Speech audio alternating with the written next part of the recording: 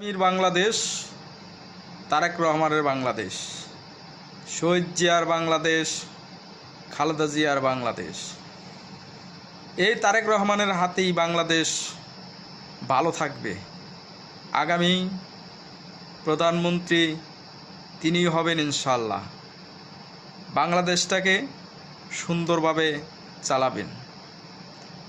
তার বাবার আদর্শ, মার আদর্শ আশা করি তিনি ধরে রাখবেন ইনশাআল্লাহ। আপনারা চিন্তা করবেন না, ইনশাআল্লাহ তাহাতেই বাংলাদেশ ভালো থাকবে। যারা বলে তারেক রহমানের হাতে বাংলাদেশ ভালো থাকবে না, আসলে তারা বাংলাদেশকে ভালো রাখতে চায় না, তারা ভালো কিছু চায় না।